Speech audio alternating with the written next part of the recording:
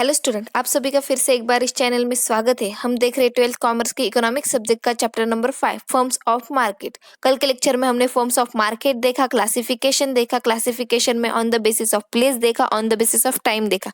आज हम देखने वाले हैं on the basis of competition. Competition में कहा जाता है कि competition among the sellers and buyers is the most important criticise of the classification of the market in economic market में ये मोस्ट इंपॉर्टेंट है कंपटीशन सेलिंग और बाइंग में। तो देखते हैं फर्स्ट कंपटीशन क्या कहता है।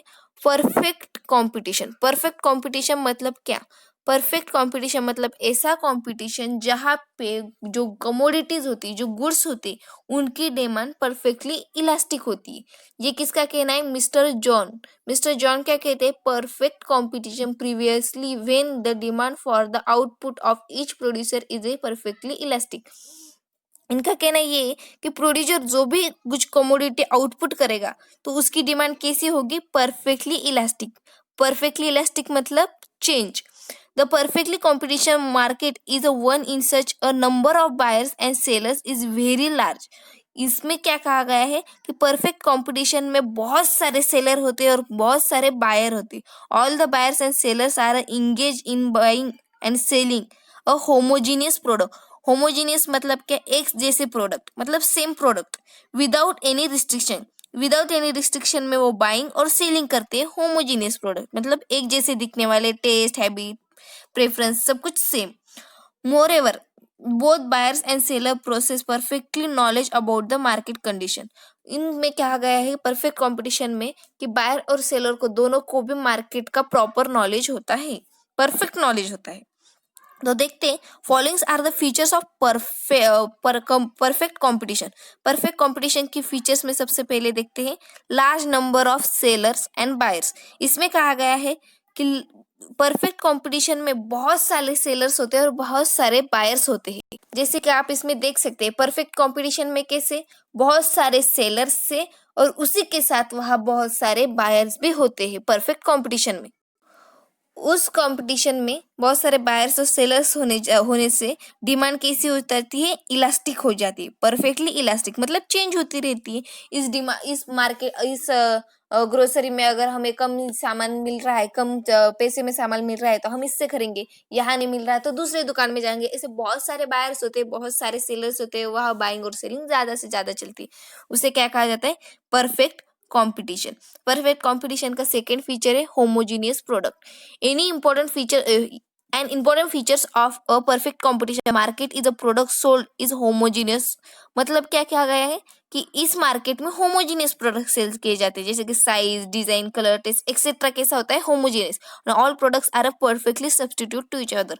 और ऑल प्रोडक्ट्स का सब्स्टिट्यूट हमेशा रहता ही है परफेक्ट कॉम्पिटिशन में। थर्ड नंबर क्या है? Free entry and exist. There are no barriers to the entry. मतलब कोई भी रिस्ट्रिक्शन या कोई भी रजिस्ट्रेशन की जरूरत नहीं होती है परफेक्ट कंपटीशन में एंटर करने के लिए और एग्जिस्ट भी करने के लिए। एनी फर्म्स कैन एंटर और क्विक द इंडस्ट्री। मतलब कोई भी इंसान आ सकता है, अपने फर्म्स अपनी इंडस्ट्री चालू कर सकता है और अगर उसे लग रहा है कि मुझे प्रॉफिट नहीं हो रहा तो उसे एग्जिस्ट भी कर सकता है। अगर उसे लग रहा है कि मुझे बहुत सारा प्रॉफिट हो रहा है तो वो क्या कह सकता है? स्टेबल भी रह सकता है। इसे क्या कहते हैं? Free entry and exist. उसे अगर अच्छा लगा, प्रॉफिट हो रहा है तो वो एंट्री रखे, मतलब वैसे स्टेबल रहेगा। पर अगर उसे लॉस हो रहा है तो वो क्या कर देगा? एग्जिस्ट कर देगा मार्केट से। फोर्थ नंबर का है सिंगल प्राइस। सिंगल प्राइस मतलब क्या? अगर उन सभी की मतलब परफेक्ट कंपटीशन में क्या होती है? प्रोडक्ट की सिंगल प्राइस होती है, मतलब कोई चेंज नहीं होता उसके। आपको तो पता है कि उसका सब्स्टिट्यूट होता है। अगर एक प्रोडक्ट की कम ज्यादा प्राइस हो गई तो दूसरे प्रोडक्ट पे जरूर असर पड़ेगा। इसलिए उनका कहना ये है कि परफेक्टली कंपटीशन में प्राइस कैसी होती है? यूनिफॉर्म प्राइस होती है, मतलब एकदम फिक्स प्राइस रहती है, उसमें कोई भी चेंज नहीं होता। और वो किस पे डिपेंड करती है प्राइस? डिमांड एंड सप्लाई पे। डिमांड एंड सप्लाई पे बेसिस करती है प्राइस का डिटरमाइन करना। फिफ्थ नंबर का है perfect knowledge of market. Buyers और सेलर को प्रॉपर नॉलेज होता है परफेक्ट कंपटीशन के बारे में, मतलब परफेक्ट मार्केट के बारे में। And every sellers and buyer has been knowledge about price. और सेलर और बायर को प्राइस का नॉलेज होता है, क्वालिटी का नॉलेज होता है, सोर्स ऑफ सप्लाई का नॉलेज होता है। इसलिए उनका कहना है कि परफेक्ट कंपटीशन और बायर और सेलर को प्रॉपर नॉलेज होता है मार्केट का। सिक्स नंबर का है perfect mobility of factors of production. Perfect mobility of factors of production में क्या है, there is a perfect mobility of factors production under the perfect combination. Labour and capitals are a mobile not only geographically but also occupationally. मतलब इनका कहना ये है कि अगर परफेक्ट कॉम्पिटिशन में जो फैक्टर्स होते हैं, फैक्टर्स ऑफ प्रोडक्शन, वो कैसे होते हैं कि उनको वो मोबिलिटी मतलब मूव कर सकते वन प्लेस से अनदर प्लेस के। अगर आपका शॉप एक प्लेस पे स्टेबल है, आप उसे वहां ही स्टेबल रखेंगे कि अगर वहां कोई ग्राहक ही नहीं आते होंगे, वहां कोई इंसान ही नहीं होगा, कोई खरीदने वाला ही नहीं होगा, तो आप वहां अपनी दुकान के स्टेबल इस्टेब्लिश कर सकते हैं? नहीं, आप उसकी जगह चेंज करोगे। मतलब फैक्टर्स ऑफ प्रोडक्शन, आप डिमांड और सप्लाई, मतलब आपको जैसा लगे, मतलब यहाँ आपने प्रोडक्ट नहीं बेच रहे तो आप दूसरी जगह पर उसे फिक्स कर सकते हो। इसका कहना है कि परफेक्ट कंपटीशन में आप क्या कर सकते हैं, फैक्टर्स ऑफ प्रोडक्शन चेंज कर सकते हो occupationally. Absence of transport cost, इसमें यह कहा गया है कि ट्रांसपोर्ट कॉस्ट अब्सेंस होती है। Any perfect competition price is a uniform price होती है। क्यों? क्योंकि इसका ट्रांसपोर्ट कॉस्ट कैसा होता है, इसमें इंक्लूड नहीं होता। अगर ट्रांसपोर्ट कॉस्ट एज्यूम करेंगे तो हमारी गुड्स की क्या होगी, प्राइस कम ज्यादा हो सकती है।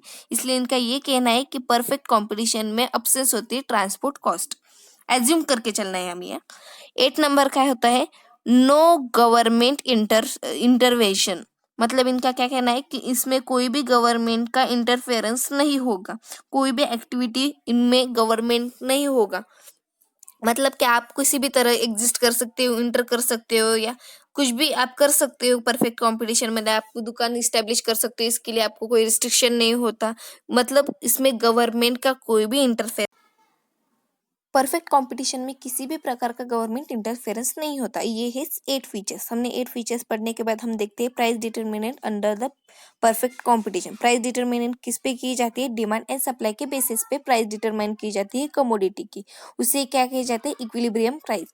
तो मार्शल ने एक टेबल में अपनी जो थिंग्स है वो एक्सप्रेस की है, उनके आइडियाज एक्सप्रेस किए। तो देखते हैं, टेबल को ऑब्जर्व कीजिए, मैं आपको बताती हूँ क्या है। तो फर्स्ट देखिए, when the price rise 100 to 200, the quantity of demanded 5000 to 4000, मतलब प्राइस बढ़ी तो डिमांड कम हो गई। wherever the supply increase from 1000 to 2000, पर प्राइस बढ़ी तो सप्लाई बढ़ा।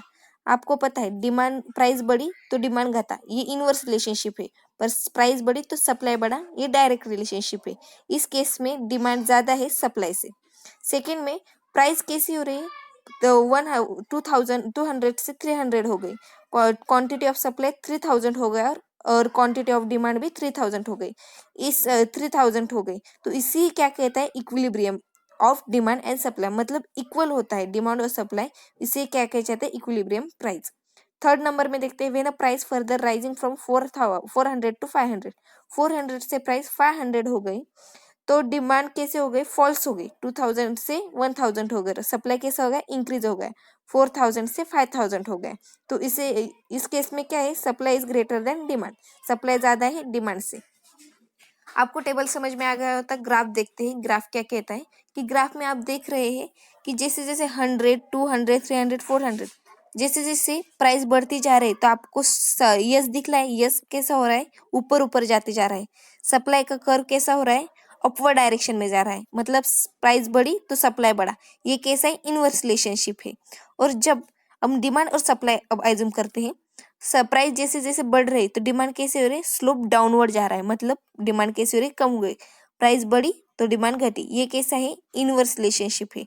और जहां पर ये सप्लाई और डिमांड क्रॉस होते हैं वहां इक्विलिब्रियम प्राइस क्रिएट होती, मतलब यहाँ पे आप कितनी भी क्वांटिटी में बेचो या सप्लाई करो तो वो इक्वल ही रहता है, उसे इक्विलिब्रियम प्राइस कहते हैं।